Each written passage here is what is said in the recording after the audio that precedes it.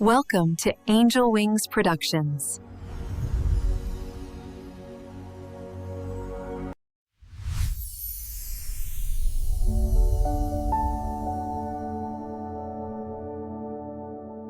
Book of Enoch Chapter 18. I then surveyed the receptacles of all the winds, perceiving that they contributed to adorn the whole creation and to preserve the foundation of the earth. I surveyed the stone which supports the corners of the earth. I also beheld the four winds which bear up the earth and the firmament of heaven. And I beheld the winds occupying the exalted sky, arising in the midst of heaven and of earth, and constituting the pillars of heaven. I saw the winds which turned the sky, which caused the orb of the sun and of all the stars to set, and over the earth I saw the winds which support the clouds. I saw the path of the angels. I perceived at the extremity of the earth the firmament of heaven above it. Then I passed on towards the south, where burnt both by day and night 6 mountains formed of glorious stones, 3 towards the east and 3 towards the south. Those which were towards the east were of a variegated stone, one of which was of margarite and another of antimony. Those towards the south were of a red stone. The middle one reached to heaven like the throne of God, a throne composed of alabaster, the top of which was of sapphire. I saw, too, a blazing fire hanging over all the mountains. And there I saw a place on the other side of an extended territory where waters were collected. I likewise beheld terrestrial fountains deep in the fiery columns of heaven. And in the columns of heaven I beheld fires, which descended without number, but neither on high nor into the deep. Over these fountains also I perceived a place which had neither the firmament of heaven above it, nor the solid ground underneath it. Neither was there water above it, nor anything on wing, but the spot was desolate. And there I beheld 7 stars, like great blazing mountains, and like spirits entreating me. Then the angel said, "This place, until the consummation of heaven and earth, will be the prison of the stars and the host of heaven. The stars which roll over fire are those which transgress the commandment of God before their time arrived, for they came not in their proper season. Therefore was he offended with them and bound them until the period of the consummation of their crimes in the secret year." If this content is reaching you and helping you, please like and subscribe. It will help our algorithm for others to find us. Book of Enoch, Chapter 18. Questions and Answers. Question: what cosmic function do the winds serve according to Enoch's vision? Answer: the winds have a dual purpose. They adorn the whole creation, beautifying it, and preserve the foundation of the earth, maintaining its stability. Enoch sees organized receptacles, storage places, where winds are kept and deployed with intentional design, not randomly occurring. Question: what architectural elements hold creation together?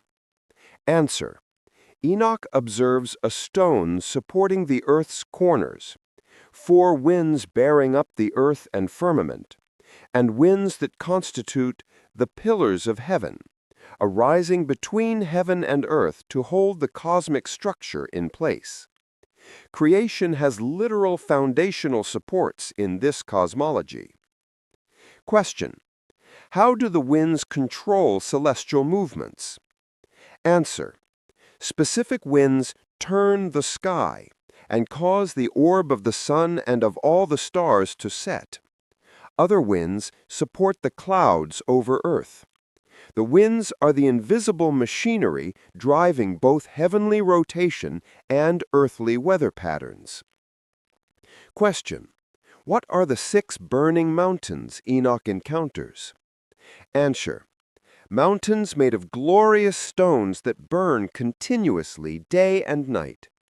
3 face east, made of variegated stone, margarite, and antimony, and 3 face south, made of red stone. The central mountain reaches heaven itself, resembling God's throne, with alabaster construction and a sapphire top. Question: why might the middle mountain resemble God's throne? Answer: it suggests these mountains are sacred cosmic landmarks that mirror or connect to the divine throne room. Their composition of precious materials, alabaster, sapphire, and the blazing fire overhead indicate they're not ordinary geography, but hold spiritual significance in creation structure. Question: what is unusual about the desolate place Enoch describes? Answer: it defies normal reality, existing with no firmament above, no solid ground below, no water, and nothing flying. It's completely empty and isolated, existing outside the normal structure of creation.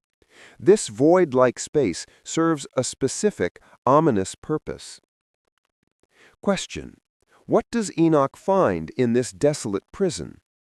Answer: 7 stars appearing like great blazing mountains, and like spirits entreating him. They seem sentient, aware of Enoch's presence, and pleading with him. These aren't inanimate objects, but sentient beings in distress. Question: what is this place, and who is imprisoned there? Answer: a cosmic prison for rebellious stars and members of the heavenly host.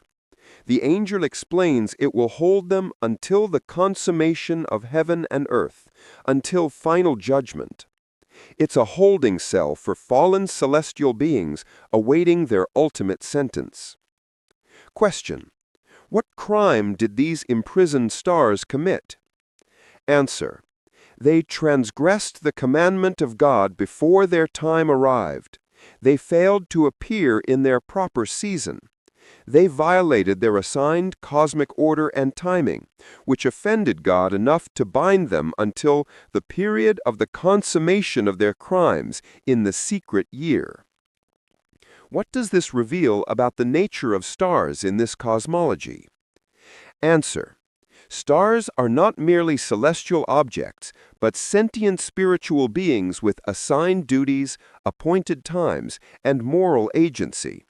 They can obey or rebel against God's commands and are accountable for their actions. They're part of the living host of heaven. Question: how does this prison relate to the earlier judgment of the Watchers? Answer: it shows a pattern. Rebellious spiritual beings, whether angels or Watchers, are imprisoned in special locations until final judgment. The cosmos has multiple prisons for different categories of fallen beings, all awaiting the ultimate consummation or end of the age.